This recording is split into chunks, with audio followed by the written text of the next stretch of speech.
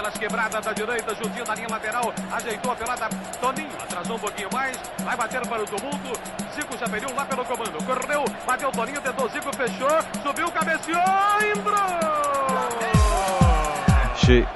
Chegamos, meus amigos, estamos começando mais um Flamengo Cast, episódio número 128, e já estamos aqui com o nosso time de especialista em nada, para falar de tudo do mundo do Flamengo, do futebol e muito mais. Eu sou Matheus Gonzaga e vapo neles.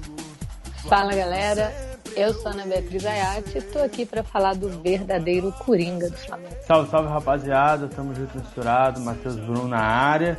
E vamos falar sobre esse negro maravilhoso que encanta os nossos olhos na meiuca do Flamengo.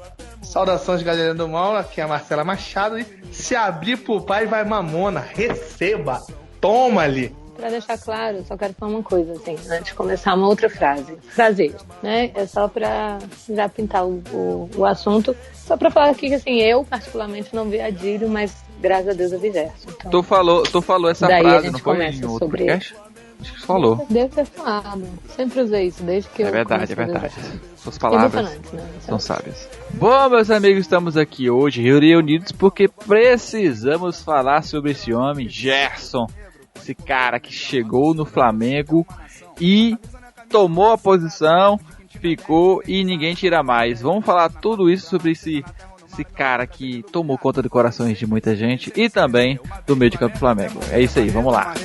Remador, sacanou no viral, chega o Flamengo. Me arrebata de emoção no coração, listrado em preto na horizontal. Todo mundo tenta, mas só o Mengo é penta, foi mal. Então, antes de a gente começar a falar da fase do Gerson, falar também um pouco da trajetória desde que ele chegou ao Flamengo, eu quero fazer uma pergunta pra vocês. Primeiro, são duas perguntas em uma. A primeira, vocês acham que o Gerson merece convocação para a seleção brasileira? E mais, vocês acham que ele deveria ser titular da seleção brasileira? Pergunta que eu deixo pra vocês aí na mesa. Cara, merecer, ele merece. Agora, se eu quero que ele seja convocado, aí é uma outra história. Boa. É muito complicado falar de seleção brasileira com relação bem lembrado isso, eu não sei porque a Marcela invocou essa coisa de convocação, que já proibimos do Tite, falando pra ele Tite esquecer jogador do Flamengo.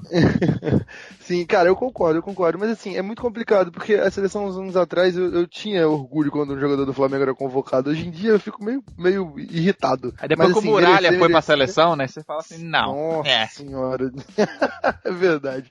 Cara, mas o Gerson Momento Muralha. Ele merece muito, cara, eu acho que no futebol brasileiro é o melhor meio-campista atuando e eu vejo poucos meio-campistas brasileiros atuando tão bem quanto ele para assumir a camisa da seleção brasileira. Então, assim, por merecimento, acho que ele deveria estar assim nas convocações do Tite. É porque hoje você tem ali uma vaga no meio campo, você tem o Casemiro, que não é indiscutível, o Casemiro é o primeiro homem de meio campo, e você tem uma segunda vaga ali, que pode ser tipo, só de um jogador, ou você pode botar dois jogadores na posição, e aí você pode botar três atacantes, ou um meio campo mais à frente com dois atacantes, mas basicamente briga por essa vaga, ou por duas vagas, depende de como você quer escalar, o Bruno Guimarães, o Arthur e o Gerson. São uma ou duas vagas para três jogadores. Aí quer saber se ele hoje seria titular ou não e tudo mais. Eu acho complicado. Pra seleção, eu acho meio mais difícil. Eu acho que o Tite... O problema, eu acho que não é o Gerson, é o Tite, né? Acho que aí a gente já começa a discussão de uma maneira mais sensata. De qualquer forma, acho que o estilo de jogo do Gerson, ele se encaixa muito no jogo do Tite. Agora, a grande questão é se ele vai abrir mão das convicções. Acredito hoje o Gerson joga mais que o Arthur. A fase do Arthur não é boa, tanto é que foi negociado. Então, assim, pelo que o Gerson terminou, aí eu acho que é melhor a gente analisar o final da temporada passada, porque eu acho que essa temporada, para o meu futebol brasileiro, é muito difícil a gente analisar por conta da pandemia, né? Mas pelo que o Gerson jogou desde que chegou e pelas funções que ele cumpre dentro do Flamengo, e olhando para o jogo que o Tite coloca na seleção brasileira, ele hoje ele tá melhor do que o Paquetá, ele tá melhor do que o Arthur. Então, assim, talvez titular, a gente poderia ter uma discussão um pouco mais profunda nisso. Mas pelo menos está no bolo dos jogadores que são convocados, sem sombra de dúvida, já era para ele ter tido a oportunidade. Mas é aquela coisa, né? O Tite não abre mão da convicção. Então ele prefere levar um jogador que está mal tecnicamente, numa fase ruim, mas que já conhece os métodos titianos da coisa, do que ir para uma nova empreitada, um novo jogador. É porque é aquela questão tática, vamos pensar um pouco mais na tática. Você tem o Casemiro, que é titular absoluto, você tem o Bruno Guimarães hoje, que eu acho que vai ser titular da seleção brasileira, pelo que vem jogando e tudo mais. Você sobra a opção de botar, porque, por exemplo, o Neymar hoje ele joga de meio campo de armação no PSG e provavelmente vai jogar assim na seleção brasileira, porque o Neymar vem jogando muito melhor assim. Então tem a opção dele botar mais um homem de meio campo e botar o Gerson, porque hoje concordo que o Gerson é melhor que o Arthur. Então ficaria Casemiro, Gerson, Bruno Guimarães e Neymar com 2 atacantes. Ou ele pode abrir, deixar o Neymar no meio, ficar Casemiro, Bruno Guimarães e Neymar, e abrir 2 pontas e um atacante. Então vai ser se ele vai optar por jogar com 2 atacantes, ou com 2 pontas no centroavante e tirar o Gerson. O Gerson jogar é essa dúvida tática, né? Mano, a grande questão aí é como se o Tite vai mudar o jogo dele ou não, né? Aí é uma outra situação, porque assim, que a seleção brasileira não entrega minimamente um futebol competitivo desde as vésperas da Copa de 2018 é um ponto pacífico para qualquer um que acompanha a seleção. E olha que o time não está entregando contra adversários que são muito mais fracos no cenário internacional, porque há tempos, né, a seleção brasileira não faz amistosos de fato que sejam decentes, dentro de todo aquele esquema que a gente sabe que funciona a venda de jogos por conta dos patrocínios da seleção. Então, assim, havia um debate, pelo menos antes dessa pandemia, de que o Tite precisaria fazer uma renovação, de que o Tite precisaria mudar o método de jogo, e aí precisaria saber se o Gerson se encaixa ou não. De qualquer maneira, eu acho que o Gerson ele desempenha uma função, e ele pode desempenhar uma função na seleção brasileira, que é aquele volante que toca a bola, faz a saída de jogo, consegue chegar no ataque, que é uma função que o Tite a vida inteira usou. Vamos lembrar o Paulinho. O Paulinho com o Tite era um jogador que ele fazia a saída de bola, ele participava da construção, ele era o cara que penetrava, ele era o cara que finalizava de fora. Então, assim, o estilo de jogo do Gerson, pela qualidade com um toque de bola, bem no toque curto, sabe fazer lançamento, consegue visualizar o jogo muito bem, consegue enxergar os espaços dentro da defesa adversária, entre as linhas da marcação. O Gerson é um jogador que tem características que a vida inteira, ou pelo menos na fase de ascensão do Tite para ele se tornar técnico da seleção brasileira, ele sempre utilizou nos times dele. Agora, a grande questão é o que eu falei no início. Nós sabemos, infelizmente, que o Tite é um treinador que ele gosta de privilegiar os seus amigos, né? Então, o famoso paneleiro. Eu não sei qual que é o rol de amizade dele com o Gerson. Se rola o famoso Zé Ricardo. A gente não sabe se rola aquela troca de WhatsApp num sábado à noite, e aí, como você está, sabe? Pô, vem almoçar com a minha família, não agora na pandemia, mas antes, procura saber como é que tá. A gente não sabe se tem isso, né? Agora, é bizarro não levar o Gerson, insistir com o Paquetá, enfim, ou insistir com o Arthur, com jogadores que não estão entregando.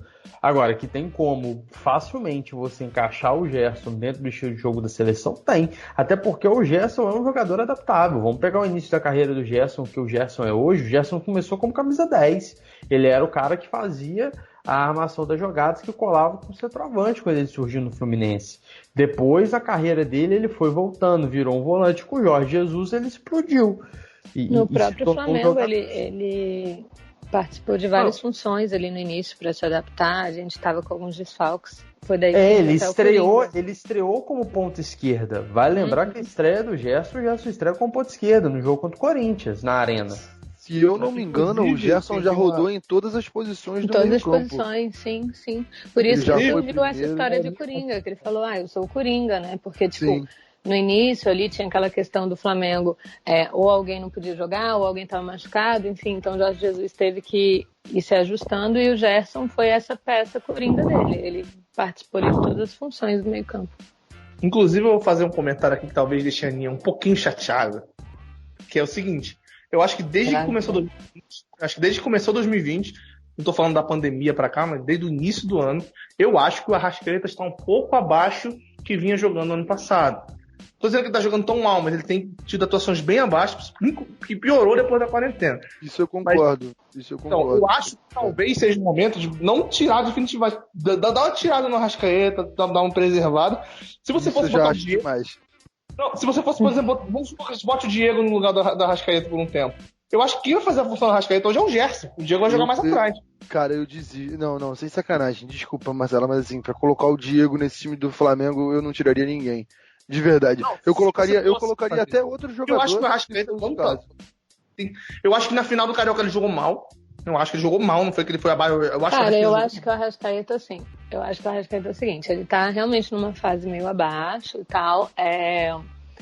Acho meio complicado a gente analisar agora pelo final, porque, por exemplo, eu acho que os últimos jogos do Flamengo, principalmente contra o Fluminense ali, o Flamengo inteiro estava muito abaixo. Assim, eu acho que pegar os jogos pós-pandemia é muito complicado. Eu acho que ninguém entregou muito. Antes da pandemia. Eu acho que já vem jogando mal. Sim. Mas a gente tem que lembrar que também era o começo de temporada.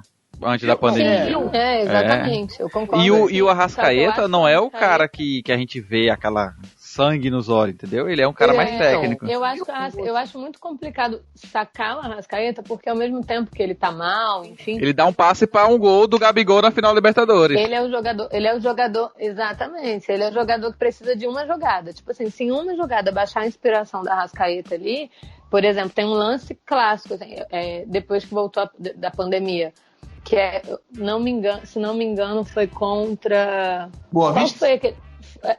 uma da lateral de campo, que ele sai no meio de dois, assim, com a bola quase saindo. Eu acho que foi no jogo do Maicujo, que depois acabou sendo na Flá TV. Contra quem que foi esse adversário? Foi Boa Vista?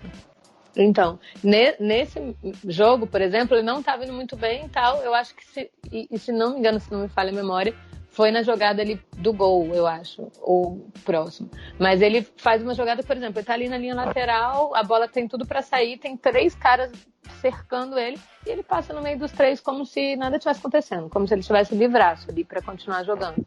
Então, eu acho que o Arrascaeta, ele... Claro que não é o Arrascaeta de 2019, mas também 2020 não dá para tirar muito como base, mas eu acho que ele é esse jogador. Ele é jogador que precisa de uma jogada, sabe? Então, sacar ele... Só quero fazer uma observação, Lona. Se eu fosse o Arrascaeta, eu não botaria o Diego. Minha primeira opção seria ou o Michael, que tá jogando muito bem, ou abrir o Gabigol e botar o Pedro, que o Pedro tem feito gol todo jogo. Só que... Também. A gente tá com muitas peças de opção pra mesclar o time nesse ano, né? Mesclar a formação. Mas, se acontecer de botar o Diego, que é um jogador que tá há mais tempo, experiente, tudo mais, etc., eu acho que o Gerson estaria mais disposto a fazer a função que o Arrascaeta faz hoje do que o Diego. É só isso que eu tô querendo dizer. Se fosse Mas a gente precisa lembrar que ano passado, quando o Arrascaeta chegou, essa era a mesma discussão que a gente tá tendo agora. Porque a gente falou, será que o Arrascaeta vai se adaptar ao Flamengo? Porque ele é um jogador raçudo, ele é um jogador de tal, ele começou assim, não tão lá em cima. Mas a gente falava, não, tem que dar tempo pro cara, tem que dar tempo pro cara. Então eu acho que a gente tem que dar tempo também nessa temporada, né? Ele tinha o Abel Braga ali, o Abel Braga. Pois mas a gente agora, ano passado foi o Abel Braga, esse ano foi pandemia, coronavírus e começo de temporada. Eu acho que tá muito cedo pra gente, tá muito cedo pra gente avaliar que ele não está bem essa temporada. Concordo. Eu acho que foi o que o Matheus falou, assim, eu acho que a temporada 2020, claro que a gente tem alguns jogos ali pra usar como base, enfim, só que não dá pra gente tirar de parâmetro pra nada, porque primeiro que é o Carioca, a gente fez sub-20 grande parte. Fora que a gente tá esquecendo de uma coisa muito importante, que fraquíssimos. Fora que a gente tá esquecendo de uma coisa muito importante, que a gente tá se baseando no time do Jorge Jesus, que não será mais, né? Não será mais. É isso, assim, mas assim, concordo na questão de que pro Arrascaeta, porque a gente tá acostumado, é abaixo, mas também os adversários que o Flamengo enfrentou nesse cara não exigem o melhor de cada jogador, sabe? Tipo, não exigem que talvez contra o Fluminense ali em algum momento exigisse, sim, mas o Flamengo não precisou jogar bem para decidir. Eu acho que os jogadores sabiam disso também. Tinha toda a questão do Jorge Jesus, que acho que influenciou no jogo. Tem a questão da pandemia, que você fica muito tempo parado e tal. Então, não sei até que ponto realmente o Arrascaeta tá mal, ou ele não entregou o que podia porque, pô, Boa Vista, sabe? E depois um Fluminense, assim. Então são adversários muito abaixo. Eu acho muito complicado a gente avaliar por qualquer coisa de 2020. Era um título que era talvez mais pelos campeonatos do início mesmo, a Supercopa do Brasil contra o Atlético Paranaense, a Recopa Sul-Americana, que foi um jogo, o Independente Del Valle exigiu um pouco mais do Flamengo, foi um adversário interessante de se jogar, o Flamengo jogou com um a menos. Acho que vale mais pegar esses como base do que propriamente Carioca, sabe? Próximo bloco? Eu acho, só para terminar, eu concordo com tudo que vocês falaram a respeito da queda, mas eu quero pontuar que eu acho, cara, qualquer análise agora é completamente ponto fora da curva, entende? Acho que início de temporada, né, um Carioca com muitos problemas no início, Flamengo com sub-20, começou a jogar com o time titular logo depois, e aí depois ainda veio a pausa da pandemia, depois na hora que voltou, já voltou nessa loucura, vai ter jogo, não vai ter jogo, caça jogo, não caça jogo, e aí ao mesmo tempo vem saída ou não saída do Jorge Jesus, uma semana fala que fica, outra semana fala que vai, uma semana fala que ama, o Flamengo vai ficar a vida inteira no clube, na outra semana já tá tentado aí para Portugal. Então, assim, acho que todo o contexto ele não favorece a gente fazer uma análise que de fato seja interessante. E tem o detalhe do novo técnico. Eu acho que agora falar de saída de um jogador, entrada de outro, dentro do rol de opções que o Flamengo tem, é muito complicado, porque a gente não sabe que treinador vai vir, a gente não sabe qual modelo de jogo esse novo treinador vai colocar dentro do Flamengo. Então, assim, pode ser que o cara chegue e pegue a base do Jorge Jesus e continue? Pode, mas pode ser também que o cara pegue, não, vou colocar o meu estilo, muda a tática do time, muda todo o sistema. Então, é uma situação que a gente tem que esperar muito. E assim, eu me preocupo inclusive com o início do Campeonato Brasileiro. Acho que a gente larga o Flamengo, apesar de ser o atual campeão brasileiro, ele larga bem atrás em relação aos principais rivais para o início do Brasileirão.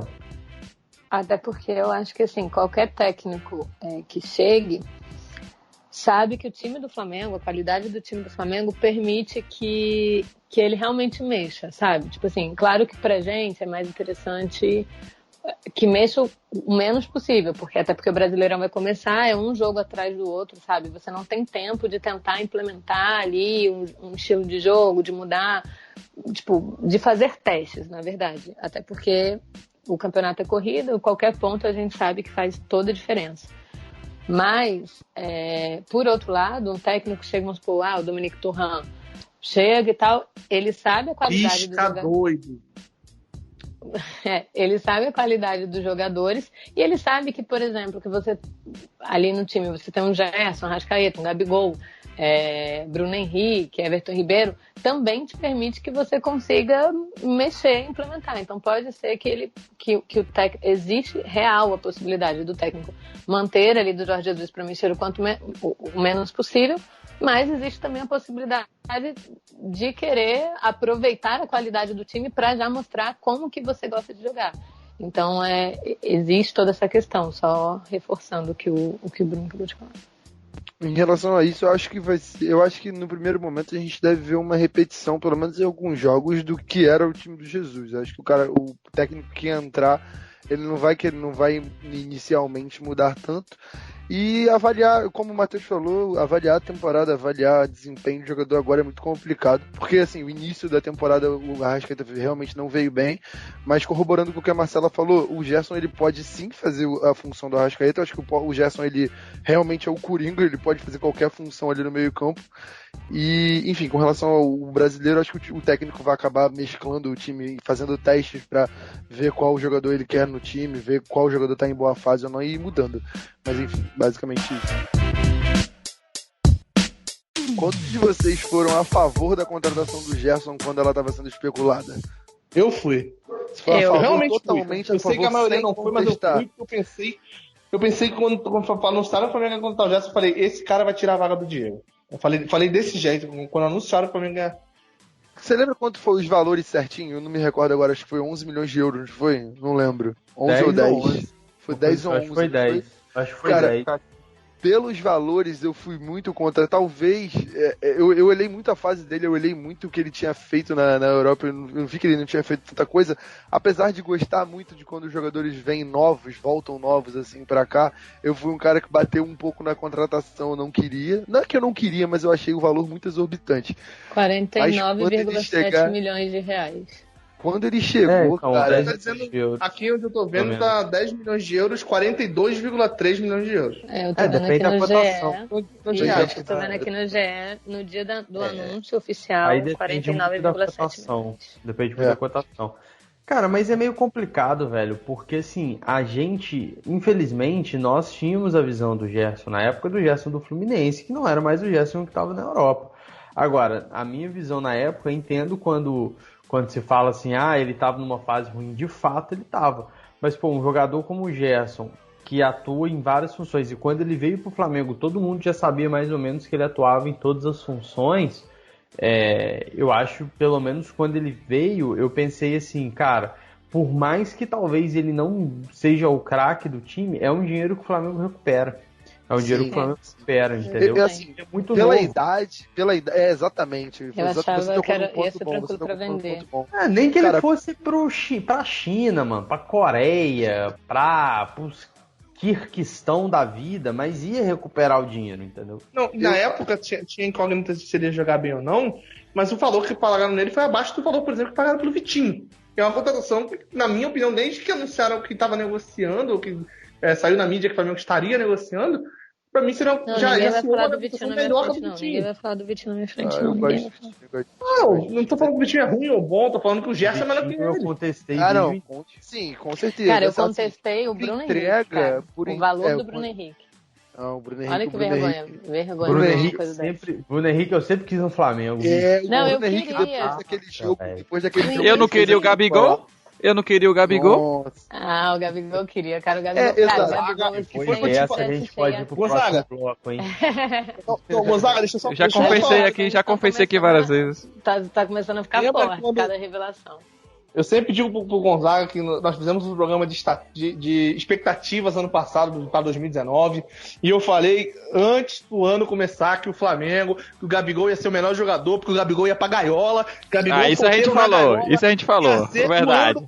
Isso foi verdade, o Gabigol eu sempre achei a cara, assim, tipo, quando já começou o Aue e tal, eu falei, nossa, cara do Flamengo, Gabigol, ele vai se soltar. Eu falei, esse moleque solto na gaiola do Rio de Janeiro, chegando bêbado pra treinar, esse moleque vai fazer muito gol. O Bruno Henrique eu sempre gostei, só que aí depois que ele voltou lá da lesão e tal, ele já tava baixo, só que o valor do Bruno Henrique me assustava. Eu falei assim, cara, não vou pagar esse valor eu não pagaria esse valor pelo Bruno Henrique. Ainda bem que não sou eu que mexo com essa parte. Por incrível que pareça, foi um pedido de Aninha no campeonato, no programa de Campeonato Brasileiro 2017, que a gente elegeu a seleção do campeonato, a Aninha colocou o Bruno Henrique na seleção do campeonato 2017.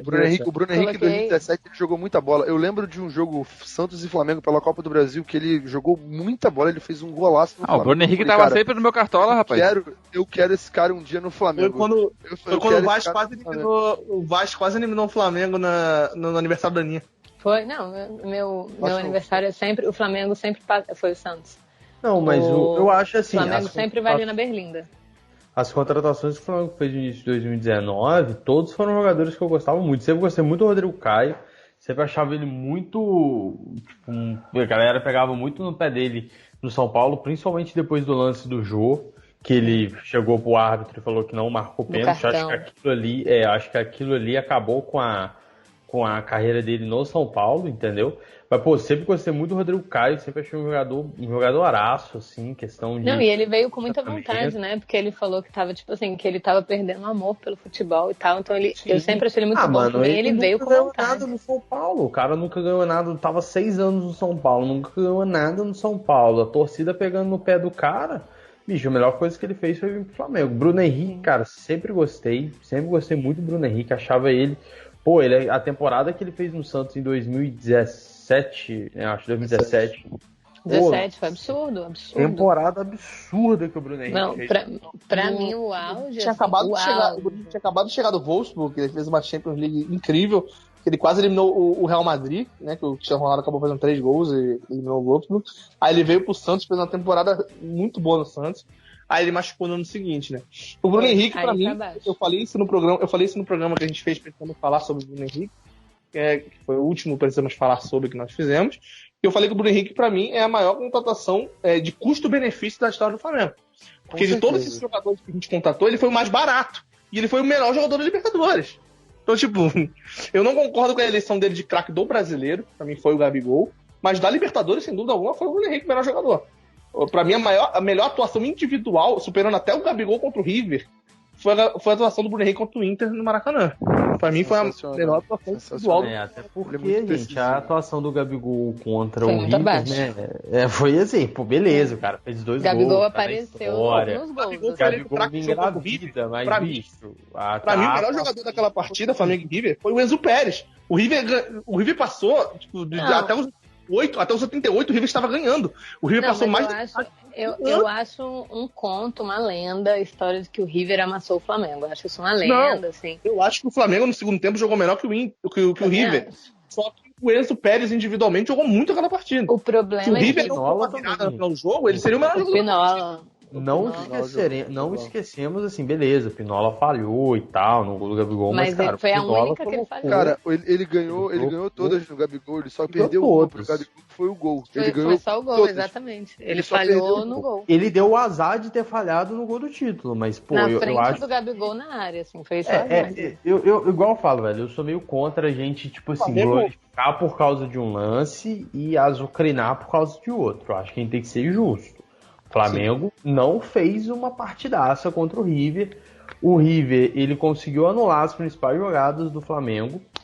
Isso foi muito claro durante o jogo inteiro. O Flamengo teve uma dificuldade gigantesca de construção de jogo naquela final. E assim, brilhou a estrela do Bruno Henrique, brilhou a estrela do Arrascaeta, principalmente a estrela do Gabigol. Mas assim, o Bruno Henrique, de fato, ele foi um baita de um custo-benefício e é um jogador, velho, que sinceramente, eu vejo ele aí, mas sei lá, eu acho que de todos esses, eu acho que o único que eu vejo, assim, pelo menos a possibilidade de ficar pro Flamengo aí uns 3, 4 anos e fortalecer ainda mais essa imagem de ídolo é ele.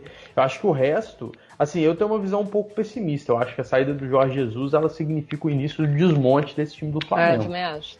Então, assim, mas eu acho que o Bruno Henrique é o cara que fica, velho. Pela idade. Inclusive o Gerson, que é o nosso tema, eu acho que é um dos primeiros a sair. Assim, cara, eu acho que pela idade é um cara que pra mim sairia cedo, sabe? Eu acho que ele já teve propostas de time, se eu não me engano, teve sinalização de propostas de time grande agora durante a pandemia. E é um cara que, se eu não me engano, ele tem 22 ou 30 anos, ele é mais novo que eu. Assim, ele tem 23. O Gerson, ele foi anunciado pelo Flamengo, pelo Flamengo no dia 12 de julho do ano passado. Isso. Hoje faz exatamente 1 ano e 15 dias. Né? Se a gente gravar esse programa 15 dias atrás, seria exatamente 1 ano do Gerson no Flamengo. Como teve a pandemia e tal, a gente desconsidera esses 15 dias e tal. Então, praticamente 1 ano atrás, a gente tinha 22 quando chegou e 23 agora. Sim, mas o Gerson, a gente falou do jogo contra o River, talvez tenha sido uma das piores partidas do Gerson com a camisa do Flamengo. Normal, ele falhou no gol. Mas o Gerson, aquele jogo, ele tava sentindo físico, né? Tava nítido, ele tava conseguindo correr. Você vê que ele estourou no meio da partida, foi bem complicado. E, assim, ele saiu pro Diego, né, no caso. Sim, ele saiu pro Diego dar aquela bola. O Diego mudou o jogo. Terei polêmica, acho que a saída do Gerson pra entrada do Diego foi a melhor substituição da história. Cara, mas o Diego, vamos lá, a galera fala do Diego. O Diego, ele fez tudo o que ele tinha pra fazer pelo Flamengo naqueles minutos e pra mim ele pode ir embora, de verdade. Não. Cara, o Diego, você chora, Gabriel, ele é ídolo do clube. Eu não consigo, cara. O Diego, eu acho que depois que ele volta de lesão,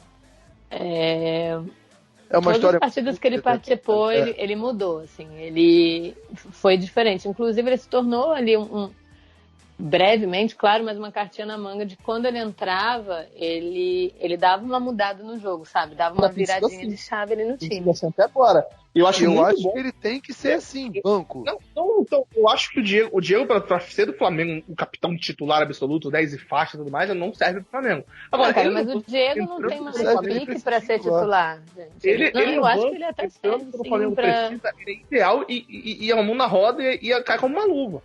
Sim. Não, eu utilizaria o Diego titular em um jogo e outro, assim, ele não pode ser titular absoluto, Sempre, ele não tem sempre, gás, né? sabe? Não tem Ele mais. não tem corpo, ele não tem Ele idade deve ser um jogador muito interessante. Muito pra ser interessante. titular em vários jogos, ele não tem pique pra ser titular, tipo assim, rolando Brasileirão, rolando Libertadores e tal, ele não tem esse pique, mas que dá pra você usar o Diego de titular em determinados jogos, pelo amor de Deus, é tranquilamente.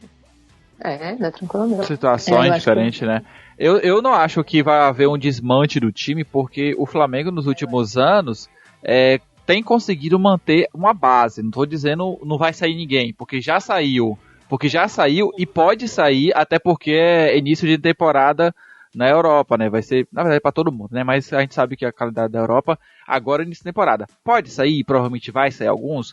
Vai, mas eu acho que a base, o cerne e as trocas que o Flamengo tem feito, no caso, contratações para repor posições, como por exemplo o Thiago Maia tá aí, pode ser que o Marão saia, então são peças que estão sendo trocadas à altura. Logicamente que o novo técnico pode mudar um pouco, pode, mas a gente só vai saber disso realmente no futuro. Eu acho que a base dessa coluna, da coluna dorsal desse time, a espinha dorsal desse time fica. Eu acho que, por exemplo, eu não vejo o Diego Alves saindo desse time, eu não vejo pra que ele sair, ele já tem idade, ele tem como encerrar a carreira no Flamengo, que geralmente goleiros costumam fazer isso. Eu acho que os dois laterais dificilmente saiam por vontade, eu acho que talvez quando eles tiverem uma idade e tal, eles saiam pra, sei lá, o Rafinha se aposentar no Curitiba, que ele já falou que é interesse dele, o Felipe Luiz, se ele quisesse encerrar a carreira no Atlético de Madrid, mas enquanto eles estiverem em alto nível, acho que eles ficam. Eu acho que, por exemplo, o Ilharão, ele é um jogador que, acho que, por mais que ele esteja jogando muito bem desde o ano passado, desde que o Jorge Jesus chegou, ele é o mais fácil de repor de todos os 11. E eu acho que o Everton Ribeiro não tem idade hoje para sair atrás de qualquer outra coisa. Eu acho que Eu ele acho pode que o Everton Ribeiro encerra. Talvez o Everton Ribeiro seja, de todos esses 11 que a gente sabe que é Libertadores, o mais propenso a ser o maior ídolo de todos eles. Porque eu acho que ele fica no Flamengo até se aposentar. Sim, eu concordo. Eu vejo isso nele, Eu espero, inclusive, que ele fique até se aposentar. De verdade. O Rafinha já deu declaração que ele vai voltar, se não me engano, pro Curitiba pra encerrar a carreira um dia. É Curitiba que ele começou a carreira? E ele já deu declaração que ele vai encerrar no Curitiba. O Felipe Luiz eu vejo encerrando no Flamengo também. Eu acho que, assim, como a galera falou, a espinha dorsal acho que vai ser mantida. Também, talvez o Bruno fique. Os jogadores que tem mais chance hoje de saírem, tipo assim, a gente fala, pô, que a gente olha e fala, esse cara não fica no Flamengo. Gabriel e Gerson. Gabigol, Gerson, Arrascaeta e Caio. O Arrascaeta eu que ele vejo não... ficando pelo menos mais um ano e meio. Mas o Eu Rodrigo também Caio, acho, Gerson e Gabriel, pra mim, saem Cara, se não saírem agora, saem na temporada. Quando a gente falou de contratação... Os quatro jogadores que eu citei, que é Rodrigo Caio, Gerson, Bruno Henrique e Arrascaeta, daqui a 3 anos eles não vão estar. Os 4, daqui a 3 anos eles não... Sim, não, acho que em 3 anos uma galera, na verdade, assim. Não, a gente pega assim, o Léo Pereira, a gente não tem nem o mesmo afeto que se fosse o Pablo Mari seria diferente, entendeu? O Léo Pereira pode ou não ficar, mas não faz tanta diferença.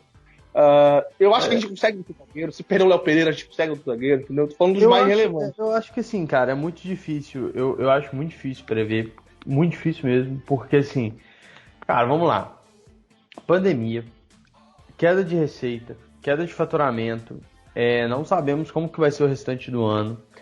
Então, assim, a gente não sabe como que as contas do Flamengo vai fechar. Vale lembrar, as contas do Flamengo no início desse ano eram contas extremamente ousadas. Se a gente pegar o balanço financeiro que o clube fez, o clube colocava campanhas a nível de semifinal de Libertadores, vice-campeonato do Campeonato Brasileiro. Então, assim, são metas que a gente sabe que o Flamengo tem condição de chegar. Sim, mas só que, cara, o campeonato esse ano vai ser completamente diferente por uma série de fatores. Pandemia, Flamengo com um treinador novo. Então, assim, a gente não sabe como que vai ser esse treinador quando ele chegar no Flamengo. Se eu fosse fazer um palpite hoje, posso errar totalmente. Eu acho que o Flamengo ganha o Brasileiro com relativa facilidade, mas nunca é tão fácil, mas acho que ganha com relativa facilidade. Eu acho que se não ganhar a Copa do Brasil, chega na final. A Libertadores é que é difícil de falar. Porque a Libertadores nunca... Cara, mas aí que tá. Mas se chegar o treinador não encaixar. O jogador Copa do Brasil. Cara, exatamente. Eu acho Copa do Brasil dificílimo de cravar. Ainda mais por ser mata-mata. Eu acho a gente tem que entender, gente, o fenômeno Jorge Jesus, ele é completamente completamente exceção. Ele é completamente exceção. O Jorge Jesus... Não, deixando bem claro, a gente tem um programa... É Andrade 2009, guardadas as devidas e óbvias proporções. São coisas que acontecem de 10 em 10 anos. Entendeu? São coisas que acontecem assim... Nem acho que de 10 em 10, cara. Acho que... A arrumação do universo, sacou? O Plutão tava alinhado. Os planetas se alinharam ali na forma de um F. Meu irmão, e o negócio deu certo, sacou? Então, assim, Jorge Jesus, ele foi muita exceção. Então, acho que, assim, qualquer prognóstico que a gente faça hoje é muito difícil. Em relação à venda de jogador, eu acho que ainda tem o agravante de questão financeira, da ordem financeira. O Flamengo vai ter uma queda bruta de receita. Eu tava vendo umas projeções da Sports Value, que é uma das melhores em relação a finanças. Só uma coisa, Bruno. Não, só para concluir, senão eu perco, rapidinho. A projeção era que o Flamengo ia ter uma queda de receita de entre 40% e 50%. O Flamengo teria de arrecadação para esse ano em torno de 550 milhões de reais, o que é uma queda absurda para poder manter o time da maneira como está sendo mantido. E no meio da pandemia é muito difícil conseguir arrumar outro tipo de renda. O Flamengo já ter conseguido arrumar um patrocínio com o Banco de Brasília pagando o valor que eles pagam é uma coisa considerada absurda por qualquer player do mercado. Qualquer player de mercado que você pergunte, e foram feitas diversas matérias na época que o Flamengo fechou o patrocínio, os valores são muito absurdos. Então, assim, a gente precisa pensar na ótica de que manter o jogador não é só pela vontade única e exclusiva do clube, porque eu tenho certeza que pela vontade do clube mantém todo mundo. Agora, há uma série de fatores. O Mari, ninguém queria que vendesse. O Mari foi embora por quê? Porque ele queria.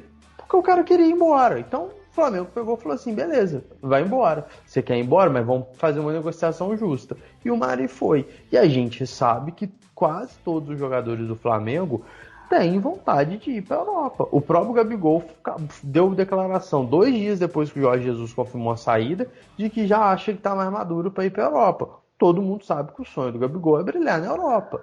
O Gerson, acredito que também é o mesmo, apesar de toda a identificação que eles têm, o Gerson ser torcedor do Flamengo e aquela coisa toda, e tem a questão financeira. Então, assim, olha, jogos sem torcida vai diminuir sócio-torcedor. A questão do streaming ainda é um debate gigantesco que precisa ser feito e que não há uma garantia de uma grande receita, e a gente viu isso nos exemplos.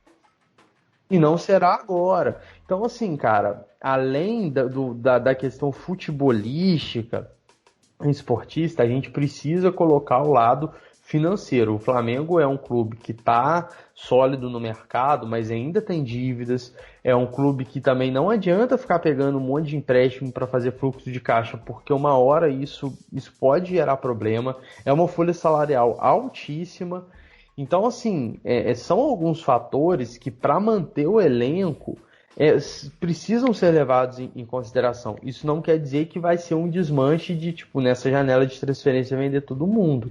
Mas agora, que a gente precisa ter essa coisa em frente, e qualquer prognóstico que a gente faça é um prognóstico extremamente chute, porque não dá para cravar nada, mas a gente precisa ter no horizonte que as coisas no Flamengo mudaram. O novo treinador muda a forma de relação com os jogadores, vai mudar a forma que o time vai estar jogando, por mais que se mantenha, às vezes, eventualmente, uma forma de jogo de igual ao do Jorge Jesus, mas isso vai mudar, isso impacta em jogadores, isso impacta no preço dos jogadores, isso impacta na projeção desses atletas. Então, assim, o momento hoje do Flamengo, e pelo menos assim, a minha visão, né? Eu acho que é um momento que assim, a gente não consegue prever nada, entendeu? Absolutamente nada. Em relação a isso que você falou, Matheus, sobre venda e receita, eu acho que principalmente o Gerson é um jogador que pode render muito dinheiro ao Flamengo. Eu acho que, inclusive, é o que pode render mais dinheiro ao Flamengo em relação ao custo, ao que foi pago e ao que pode ser vendido. Porque, em relação ao Gabigol, o Gerson ele foi mais barato, e eu acho que pela idade, pelo futebol apresentado, pela fase, pelo que ele pode ainda render na Europa, pelo futebol dele ser de nível europeu, assim, digamos assim, é um cara que pode render muitos frutos ao Flamengo financeiramente falando. Então, assim, falando de receita, se o Flamengo, caso vir a precisar, de receita, como eu acho que vai precisar vender jogador, né, pelo menos até o final do ano, eu acho que isso vai acontecer. Eu acho que o Gerson é um cara que periga muito de ir justamente por conta disso. É um cara que ele tá avisado, é uma posição que ela é visada na Europa, um cara muito técnico, um cara novo, tem 22, 23 anos, como a gente já falou, e 23 anos, um meio-campista de muita qualidade, que tem nível de seleção brasileira, nível de Europa, já tem uma experiência de Europa, voltou pro Brasil, ganhou tudo pelo Flamengo, tem uma Libertadores nas costas, tem cancha, e isso é muito bem visto pela Europa, principalmente num jogador novo. Então eu acho que o Gerson, principalmente, é um cara que ele periga muito de sair nessa transferência por conta dele ter um potencial de receita muito alto pro Flamengo, um potencial de venda, digamos assim. E por isso que eu falo, esquece e manda o Tite esquecer ele, nem olha pro Flamengo, nem olha não. Senão, porque se for pra seleção, aí vai ficar mais né? vitrine, aí já era. Ô Bruno, você gravou com a gente praticamente todos os quadros que precisamos falar sobre, inclusive o programa 51. Você lembra qual foi o Flamengo Cast 51 que precisamos falar sobre? Pô, aí você me pega, filho. Eu não lembro o que eu almocei hoje. Então, precisamos O único que falar tem sobre memória Maurício fotográfica aqui é você. Barbieri. Gravamos um programa sobre Maurício Barbieri. Caramba. Jorge Jesus, a gente falou que Jorge Jesus é um caso extremamente de exceção. Fizemos um programa falando sobre o bom trabalho na época de Maurício Barbieri. Mas eu fui viúva de Maurício Barbieri um tempo, tá? Fui viúva. Eu fui do Zé Ricardo. Eu fui viúva. Eu, inclusive, Nossa eu senhora, Zé balanço Ricardo. umas bandeiras sozinha. Eu balancei a bandeira do Zé Ricardo. Gente, acho que a galera tem um. Cara, não, ô Bia, Bia, eu vou fazer um off aqui, não precisa nem ir pro ar.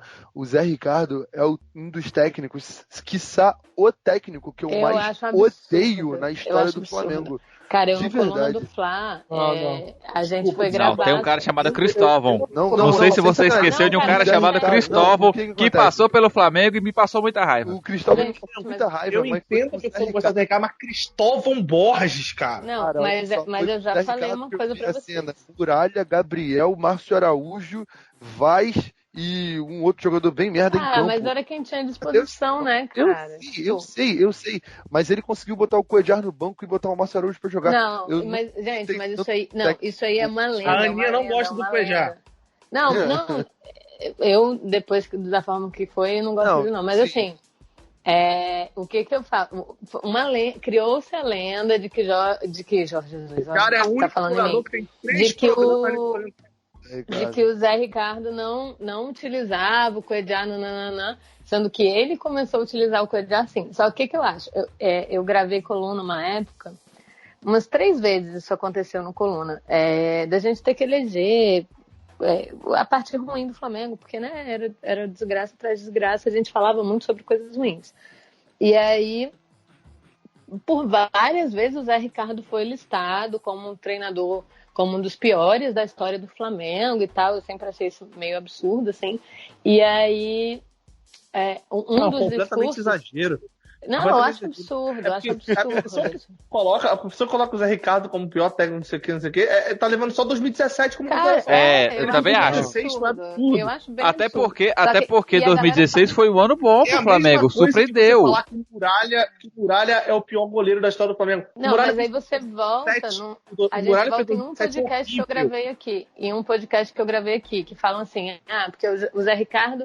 Foi uma época que o Flamengo, né? É porque agora a gente tem o Flamengo em 2019, mas era uma época que o Flamengo era considerado um elenco bom, a gente já tinha umas peças boas e tal, e que aí foi o técnico que tinha as melhores peças à disposição e não conseguiu fazer um trabalho direito. Gente, se for por esse ângulo, o Abel Braga, então, é o pior técnico da história do Flamengo. Porque o que o Abel Braga tinha no início do ano, e ele não conseguia desenvolver... A pessoa que fala, é a mesma coisa que a pessoa que fala que o Muralha foi o pior goleiro do Flamengo. O Muralha fez um 2017 horrível, terrível. Qualquer adjetivo que você botar. Ele foi péssimo, lamentável, foi abaixo de 0. Eu acho que o Zé Ricardo tá longe de ser um dos o cara foi pra seleção brasileira em 2016. Mas isso não pode ser levado em consideração. Esse fato não pode ser levado em consideração. Aquela seleção brasileira era cheia de bizarrice. O Muralha só não foi o melhor goleiro do Campeonato Brasileiro em 2016, porque o Jailson não perdeu um jogo. Não, o Muralha agarrou muito. Teve uma época que estava voando. Inclusive, ele era banco e a gente queria ele na titularidade, porque não dava mais para ele ser banco. Pra você ver como a fase é complicada. Eu fiz um tweet assim, com a foto do Muralha com a bolinha. Tua hora vai trem chegar, de né, banco. Aninha? Pode acreditar que o novo dia vai raiar, a tua hora vai chegar.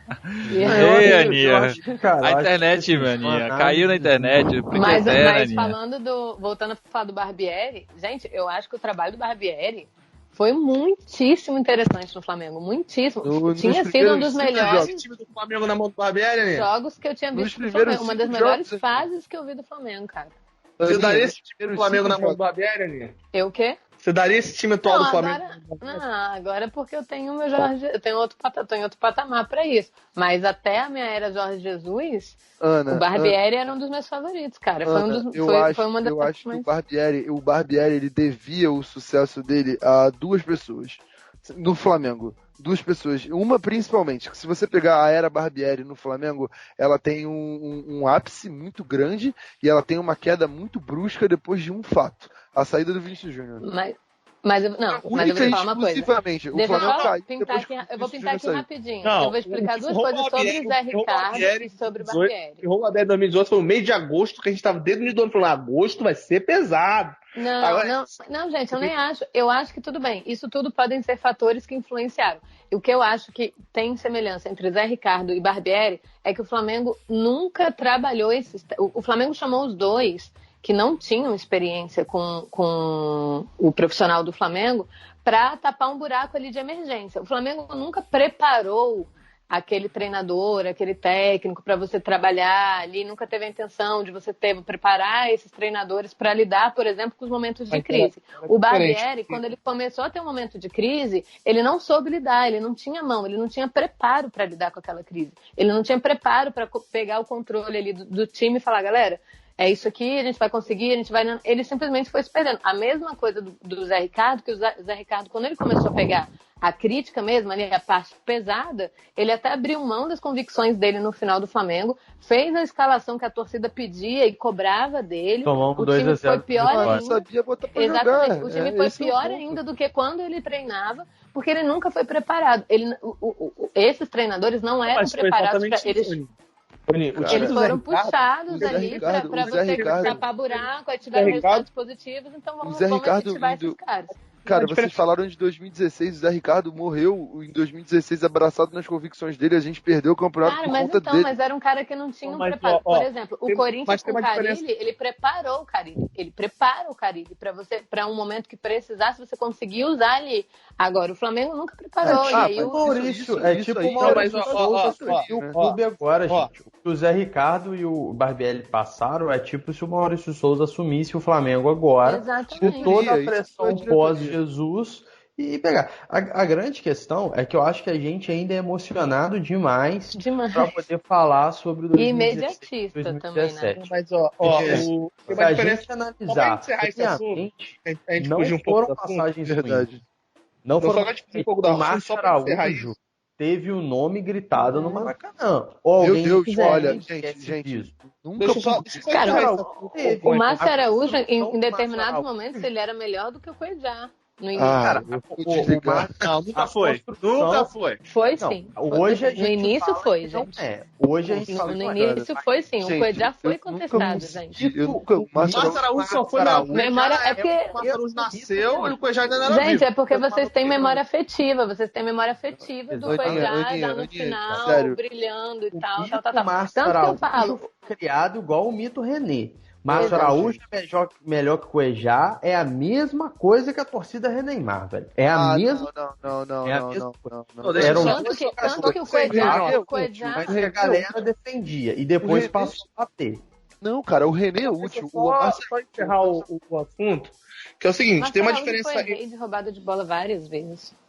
Só encerrar. Tem uma diferença entre o trabalho do Zé Ricardo e do Barbieri, que é o seguinte.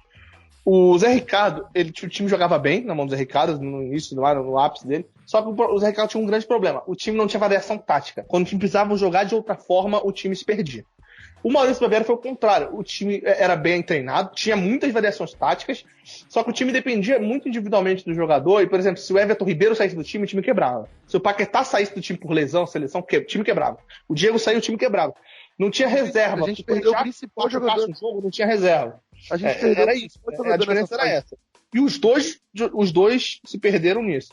O Zé Ricardo, porque não tinha variação tática, e o nego pedia pra tirar jogador X, jogador Y, que não vinha rendendo bem, e morreu abraçado. O Maurício Barbieri foi isso, muitas lesões, muitas convocações de Paquetá, Cuejá. O time quebrou, e eu lembro que quebrou quando o Flamengo perdeu pro Ceará no Maracanã. Aquele 1x0, que o gol foi bem no final do jogo, que o Diego Alves dava esse jogo. Foi onde o time quebrou. Foi isso que aconteceu. Aí a eliminação do Corinthians fez ele ser demitido. Sim, só que eu acho que a questão é, se você tem Só preparo, você consegue não perder seu elenco. Eles não tinham preparo. Ricardo, Maurício Barbieri é porque não lembra do Carpegiani em 2018. Eu não lembro de uma galera, gente. Não lembro de uma galera, assim, sabe? Tipo, a gente via Santo André eliminando o Flamengo no Maracanã, numa final. Mas isso a gente aí, por isso que eu falo que a gente ainda é muito emocionado para falar sobre essas coisas. Eu acho que ainda há um ranço totalmente desproporcional e uma emoção muito grande para falar como se o time do Flamengo em 2016, 2017 fosse uma maravilha, uma coisa transcendental. Eu acho que assim, houveram pontos positivos e negativos em toda a passagem, tanto do Zé Ricardo quanto do Barbieri. E eu acho que é o ponto mesmo. E eu acho assim, comprovado que a falta de maturidade dos dois pesou demais. Por exemplo, uma coisa que eu sempre defendi, Ricardo, principalmente dos jogadores que ajudaram ele a ter uma visibilidade boa. Por exemplo, desde o primeiro Flamengo Cast, o Gonzaga falou que eu era muito otimista. E eu falei, eu não sou otimista, é só você ver o time. Em 2016, 17, 18, antes da gente chegar no ano mágico, 19, a gente ganhou tudo, nós tivemos bons trabalhos. Em 16, o trabalho do Zé Ricardo foi bom, mesmo a gente não ganhando o brasileiro. Em 17, o trabalho do Rueda foi bom, mesmo a gente não ganhando. Então, mas eu ia falar isso. Por exemplo, existe uma idolatria ao Rueda que não apresentou nada de tão diferente do que o Barbieri e Zé Ricardo. Então, mas existe uma idolatria ao Rueda que, nossa, o Rueda, o Rueda entregou vice pro Flamengo. Eu acho o trabalho do Barbieri melhor que o Rueda. Inclusive, o trabalho do Dorival. O trabalho do Rueda, assim, nada que me fizesse lamentar e chorar a saída do Rueda, como muita gente que critica o Zé Ricardo e o Barbieri fazem, sabe? O Rueda era o grande nome do Flamengo. Eu acho que o trabalho do Barbieri foi melhor que o trabalho do Rueda. E o do Dorival Júnior também foi melhor que o do Rueda. Então, o Flamengo teve 4 trabalhos aí em 3 anos que dá pra gente falar, a gente quase ganhou um brasileiro, a gente quase ganhou uma Copa do Brasil, a Sul-Americana, e a gente quase ganhou um brasileiro ano retrasado. Então, dava, qualquer um que percebesse, dava pra ver que o Flamengo tava muito perto de ganhar alguma coisa. Talvez o Flamengo não tenha ganhado em 16, 17 ou 18, porque tinha aquela pressão de, cara, a gente precisa ganhar de qualquer jeito. Aí, finalmente, veio um técnico que colocou na cabeça dos jogadores e tirou a pressão. E veio também 8 jogadores que não estavam lá para sentir aquela pressão de anos anteriores. Então veio um monte de jogador novo. Mas que o Flamengo estava muito perto de conquistar títulos, ele estava. Talvez se o Flamengo tivesse ganhado o Brasileiro em 16, Copa do Brasil Sul-Americano em 17 e o Brasileiro em 18, a gente em 19 não tivesse nem a pressão de ganhar aquele tanto de coisa. Talvez a gente não ganhasse esse tanto de coisa. Então, tipo, a gente por pouco não teve 3 anos seguidos ganhando título grande. Cara, mas eu acho que a questão é essa. Só para finalizar, eu acho que a questão é essa. Eu acho que a gente idolatra o time de 2016 e 2017 como se fosse um puta time, que a gente tivesse um timaço, que não sei o quê. Gente, a gente acreditava que ganharia Libertadores com Paulinho e Hernani em 2014. Gente, tinha musiquinha. Seria quem mandou o Mengão chegar. Tem Diego e Damião. Se a gente parar pra pensar... Uma coisa que o torcedor rubro-negro é iludido, meu amigo. Uma coisa que o rubro-negro é iludido. Era se você pegar 2016, 17, 18... Não era um time excepcional. Não, zero. O problema não era um time cheio de erros, cara. O problema se você pegar esse time atual... atual... a gente joga tudo em cima do treinador, o que é um absurdo. A gente joga a conta toda em cima do treinador de times mal planejados. Vamos lembrar que essa era a época do Rodrigo Caetano, que ele contratava sem o menor tipo de... O maior problema do Flamengo era o Rodrigo Caetano. Concordo. Sem o menor coerência. Deixa eu falar uma coisa. Se você pegar esse time do Flamengo atual, pegar esse elenco atual do Flamengo, você pegar esse elenco atual do Flamengo, reservas e titular, tipo elenco do Flamengo, e você olhar para esse elenco, você tem certeza de que, cara, o Flamengo vai ganhar o título ganhando esse ano. Não porque o elenco é muito bom, não porque ano passado ganhou tudo, mas é só você parar para olhar em 16, 17, 18, onde o elenco era muito mais fraco, o time titular era muito mais fraco, com peças muito mais fracas, peças que alguns deles são reservas hoje, E o Flamengo quase ganhou o Brasileiro 2 vezes, quase ganhou a Copa do Brasil, quase ganhou o Sul-Americana. Só que aí é uma visão que a gente tá olhando pra trás. Na época não era. Na época o Flamengo quando o Flamengo chegou, e o time era mais quando o fraco. Flamengo chegou quando o Flamengo classifica para Libertadores de 2019, 2018, que foi aquele jogo contra o Vitória, que o Diego faz o pênalti. Eu não lembro qual foi o ano. Que o Diego faz o gol de Foi pênalti. 2017. Campeonato Brasileiro 2017. Então, Porque que aí, 2016 a gente que aí quase o ganhou, Rodrigo 17. Caetano, o Rodrigo Caetano vai e comemora a vaga na Libertadores. O Rodrigo Caetano é zoado até hoje por conta da comemoração Cara, da vaga na Libertadores. Olha Porque há um romantismo em cima do time do Flamengo, cara. Só um ponto sobre essa fase do Flamengo que a gente tá tratando aqui, 16, 17, 18. Para mim, o principal responsável por a gente não ter ganho nada nesses 3 anos, apesar da gente ter batido na trave, apesar da gente ter tido bons trabalhos, se a gente pegar a quantidade de trocas de técnico que a gente teve, um mau planejamento com o Zé Ricardo e Barbieri, o principal responsável por esse o principal responsável por isso se chama Eduardo Bandeira de Mello e Eduardo Bandeira de Mello. uma péssima Rodrigo Caetano foi a galera o Bandeira de Mello, ele assumiu a vice-presidência de futebol do Flamengo no segundo tempo. Sim, mas o pior nome, muito acima de qualquer pessoa, era Rodrigo Caetano. O pior, não existe. Você tem que pensar numa coisa. Se o Flamengo tivesse ganhado o Brasileiro em 16, Sul-Americano e Copa do Brasil em 17 e o Brasileiro em 18, o Lomba teria ganhado a eleição, o Flamengo não teria o Marcos Braz e não teria sido campeão da Libertadores. E não teria trazido o Gabigol, o Bruno Henrique. Pô, então eu vou ficar feliz daqui. Isso aí já é... Tá, gente, vamos esquecer, são águas do passado, Vamos voltar. Vamos esquecer, está todo mundo magoado, tá todo mundo triste, meu Deus. O programa foi pra baixo, vocês começaram a lembrar traumas do passado, parece namorada com raiva. Que isso, não, vamos trocar de bloco. Vamos falar do Gerson. Próximo bloco.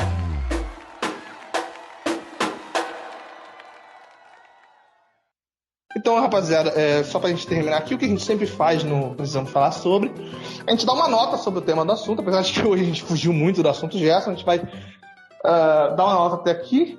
Eu vou começar. Quem quer começar? Vamos lá. Tem que dar uma nota pro Gerson, é isso?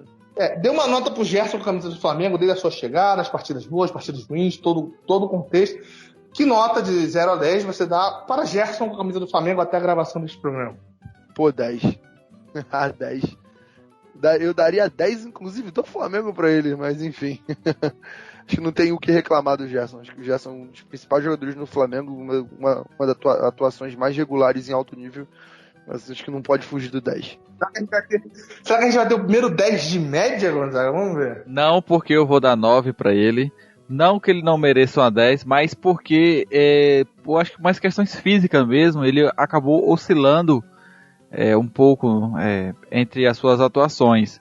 Não que ele não mereça uma nota boa, mas pelo físico mesmo, porque ele chegou, jogou muito e teve um momento que o físico pesou nele e ele já não conseguia entregar tanto. Mas só por isso. Ana Beatriz Ayati, sua nota para Gerson com a camisa do Flamengo até aqui. Eu vou pela mesma linha, eu vou dar 9, eu acho que esse ano, assim, entre aspas, né, ali nas decisões, Supercopa do Brasil, Recopa Sul-Americana, enfim, acho que ali no finalzinho do ano também, ele já tinha dado uma caída por questões físicas, completamente justificáveis, nada relacionado ao talento e à qualidade do Gerson. Então eu vou dar 9. Eu vou dar 9. Não, eu acho que ali no final também, igual a gente estava falando, no River, enfim. Mas, assim, questões físicas. Ali vários já estavam caindo um pouquinho. Principalmente quem estava jogando sem férias, quem tem mais idade e tal. Então, vou dar 9, mas, assim, 9 com sentimento de 10. Matheus Brum. Eu acompanho a maioria. Acho que 9 tá de bom tamanho, porque 10 é a gente cravar que ele já atingiu o auge e não vai ter como melhorar. Eu ainda acho que dá para melhorar muito, sabe? Assim, o potencial que ele mostrou, essa possibilidade de utilizá-lo em diversas funções, em diversas posições, em diversos esquemas, sabe, táticos, eu acho que é algo extremamente interessante. Então é um 9 para poder, assim, obviamente, analisar com seriedade o que ele já fez, que foi muita coisa para pouco tempo, mas ainda com aquela gorjeta de que pode ser ainda melhor. Tá, eu vou fechar dando minha nota aqui. Eu também vou dar 9, mas por outros motivos, que é o seguinte: a gente tem partidas que a gente fala, pô, o Gerson não jogou tão bem. Não jogou também contra o River. As 3 primeiras partidas também que ele tinha acabado de chegar, mas não jogou tão bem, só foi jogar bem contra o Botafogo, que ele fez o gol.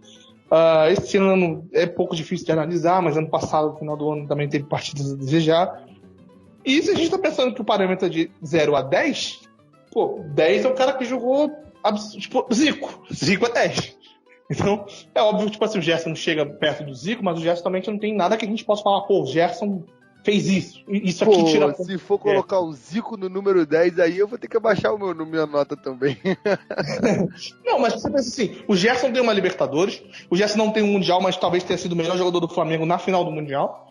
O Gerson não tem nada que a gente repreenda o Gerson pra chegar e falar, pô, o Gerson merece perder pontos por tal coisa. Só fez umas partidas ruins. Então, 9 tá bem servido. Se o Gerson sai hoje do Flamengo, o que a gente pode chegar e falar mal do Gerson? O Gerson mal por isso? Não tem, não. Ganhou ganhou o coração de muita gente. Tem que falar mal. Nem aí que eu diga. Ninguém aí, eu não falo mal de ninguém. Pelo amor de Deus, nem precisa jogar tanta bola no coração com aquele rostinho.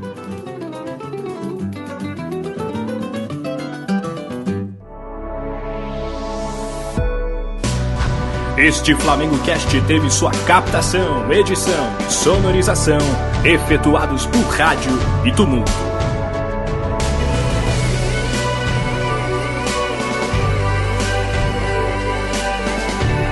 Realização: flamengocast.com.br